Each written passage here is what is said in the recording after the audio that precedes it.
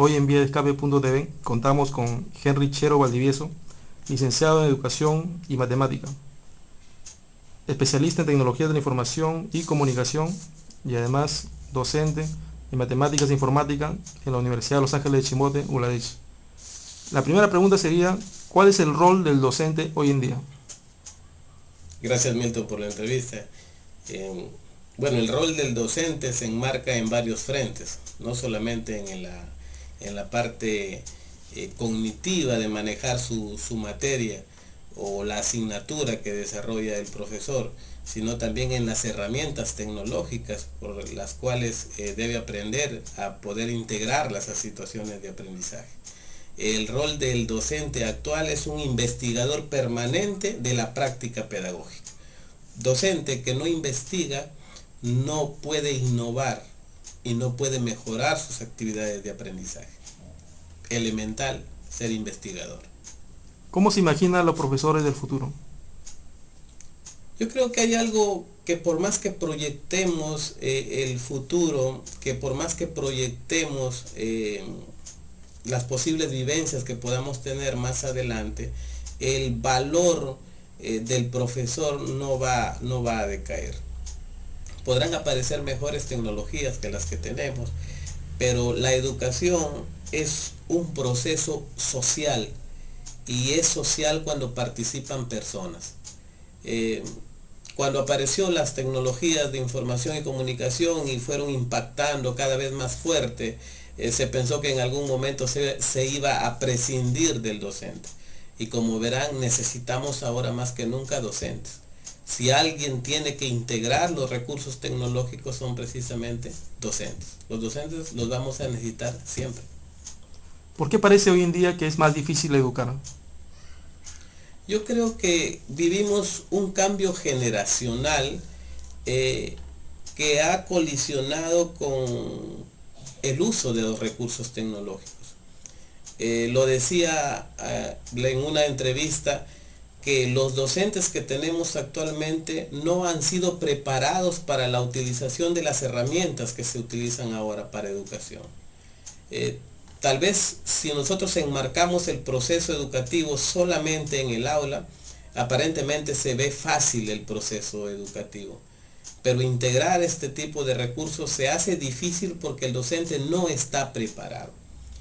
Y uno de los elementos importantes es que existe lo que, entre comillas, podemos llamar parálisis paradigmática. O sea, hay una resistencia silenciosa del docente para prepararse. Generalmente se ve presionado por los mismos estudiantes que utilizan la informática, pero el docente generalmente, a veces el estudiante tiene correo electrónico, el profesor no lo tiene. O sea, son anécdotas de un cambio generacional que obviamente trae consecuencias, ¿no? ¿Es mejor la educación privada que la educación estatal? Eso no es así. Tal vez si nosotros enmarcamos en la dedicación que el profesor le pone en la institución privada, podemos decir que tiene mejores posibilidades de educarse un estudiante en la educación en una institución privada. Pero no precisamente porque lo privado dé mejores condiciones de aprendizaje. Creo que es el personal mismo. O sea, el profesor en el campo estatal está desmotivado. El profesor naturalmente trabaja en colegios estatales y en colegios privados donde le exigen porque le pagan más. Entonces, esa coyuntura hace que parezca que en la institución privada se eduque mejor. Pero si tuviésemos a ese profesor pagado y mejor motivado en una institución estatal, tenga la plena seguridad que mejor educación se daría en lo estatal. Por eso es que eso es relativo. ¿Preocupa a los docentes el plagio de los alumnos utilizando la Internet? Aquellos que se han quedado en una concepción tradicional de la educación, es posible que sí. La evaluación ya no pasa por un examen escrito. O sea, la evaluación es un proceso de recojo de información para valorarla. Ese proceso de recojo de información es un proceso flexible, ¿no? Que tiene la finalidad de ver qué logros estoy alcanzando y qué deficiencias tengo para poder apuntalar los logros y para poder mejorar las fallas. Entonces, pedirle a un estudiante que nos ha demostrado durante todo un ciclo que tiene mejores habilidades, canalizarle las habilidades a través de un examen escrito y todavía pretender que no plagie, no es así. O sea, en realidad el plagio, quien genera el plagio es el mismo profesor.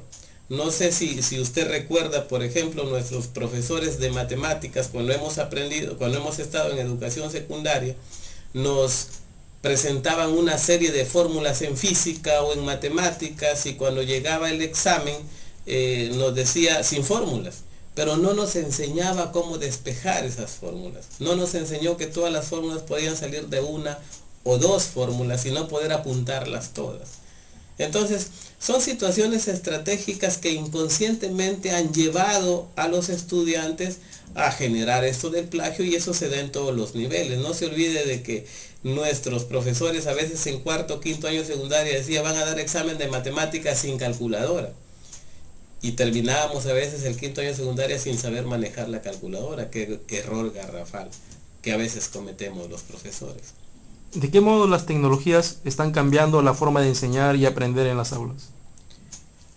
Las tecnologías ofrecen nuevos entornos de aprendizaje. La importancia de las tecnologías es que acerca el aprendizaje a los estudiantes. Vale decir, por ejemplo, no tenemos un laboratorio, tenemos software que podemos hacer veces que tenemos un laboratorio y los estudiantes pueden observar.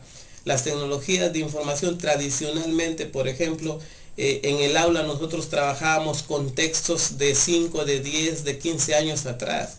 La información que tradicionalmente se estaba renovando cada 5 años se renueva ahora cada 2 años. Entonces las tecnologías nos provee información muy fresca, nos actualiza permanentemente el conocimiento.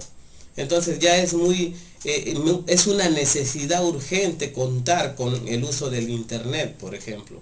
Integrarla, o sea, no integrarla. El mismo Ministerio de Educación pide contextualizar el aprendizaje. No podemos hablar de una contextualización real del aprendizaje si nosotros estamos solamente en la pizarra o encerrados en nuestras aulas, y por la tarde los estudiantes están en una cabina de internet siendo bombardeados por toda la información que trae la web. ¿Desaparecerán la pizarra y la tiza? No. Y yo soy de la idea que me gustarían las aulas de 4 pizarras, donde las pizarras sean siempre he dicho de que las pizarras son una expresión de libertad. Generalmente no sé si les ha pasado a ustedes que el profesor tradicional llegaba al aula y decía silencio o te saco a la pizarra. Entonces en nuestro inconsciente se ha ido posicionando la pizarra como un lugar de castigo. Y cuando un profesor nos sacaba a resolver un ejercicio en la pizarra, el alumno salía desmotivado y no iba a resolver nada porque se sentía castigado. Lo mismo sucedía con la evaluación. Silencio, les tomo evaluación. Y se posicionó la evaluación como un castigo. Yo creo que las pizarras deben convertirse en espacios de libertad donde con las estrategias adecuadas los estudiantes pueden expresarse libremente, y ojalá no desaparezcan nunca, porque es un tipo de tecnología necesaria también para los trabajos cuando se trabaja dentro del aula. ¿Cómo involucraría a aquellos docentes que no usan ni conocen el internet? Que vivan la realidad, que vivan el presente.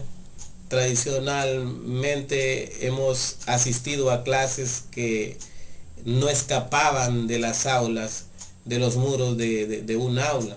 Hemos trabajado normalmente en pizarra o hemos trabajado en talleres dentro del aula. La educación ya trascendió los muros de cada una de las aulas. Que hay que informarse, que hay que investigar, que hay que integrar el recurso tecnológico. Tradicionalmente el profesor dice, ¿y por qué me voy a capacitar si en mi colegio no hay internet y mucho menos computadores? Mientras nosotros decimos eso, mientras docentes dicen eso, nuestros estudiantes ajuntan sus propinas y por la tarde están en las cabinas de internet. ¿Cómo hacer para que esos espacios en la que ellos van a la internet traer ese conocimiento que ellos traen al aula? es elemental que nosotros los docentes desarrollemos una cultura informática que nos permita informarnos qué temas pueden ser beneficiosos para nuestra clase y promover el uso de estos recursos tecnológicos, pero promoverlos adecuadamente. Enviar a los estudiantes a internet libremente también puede ser muy riesgoso. La internet tiene ventajas y desventajas, pero es elemental aquí el manejo que tenga el profesor para poder integrar ese recurso en el aula. ¿Recomendaría a cada profesor tener su propio blog? No solamente un blog, puede ser una web quest, puede ser una wiki, puede ser una página web. Los recursos que nos provee la web son múltiples. Yo recomiendo que experimenten, que empiecen a utilizar ese tipo de recursos, porque ahí va a surgir la necesidad de integrarlos. Si no conocemos este tipo de recursos, no los podemos integrar en el aula. Yo no puedo integrar a mi aula recursos que yo no conozco. Creo que es importante que la creación de blogs, la creación de webquests, de wikis, de foros, sea parte de estas estrategias autodidactas que podamos empezar para conocer la web y los infinitos recursos que nos pueden dar para mejorar nuestra práctica docente. Y por último, ¿por qué hay un bajo nivel en matemáticas sin comprensión lectora? El bajo nivel de la matemática viene de atrás, y con esto no estoy liberando un poco la culpa que tenemos los profesores de cuando enseñamos matemática. Pero hay múltiples temores respecto al uso de la matemática. Uno de que, y aquí voy a ser un poco criollo al comentárselos. Por ejemplo, si ustedes recuerdan a sus profesores de matemáticas, eran los profesores más serios del colegio. Todos veían bailar a la profesora de lenguaje, pero todos quieren ver bailar al profesor de matemática. Generalmente el perfil del profesor de matemáticas se ha estigmatizado como un profesor jalador, que no brinda las oportunidades para que haga aprender. Han habido profesores que se sentían felices de que de 40 alumnos le aprueben solamente 2 o 3. Sabemos que con un enfoque diferente de la educación, ahora nos damos cuenta que ellos eran malos profesores. ¿Ve? La matemática, mientras no se asocie a situaciones reales, que fue la génesis de la matemática, o sea, la matemática no nació abstracta. Los matemáticos hicieron la matemática por querer decodificar e interpretar el mundo. La razón de ser de la matemática fueron hechos concretos y hechos reales.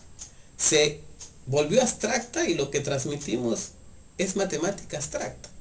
Yo creo que es elemental que tanto en el nivel primaria como en el nivel secundaria podamos asociar los contenidos que desarrollamos en el aula con situaciones reales.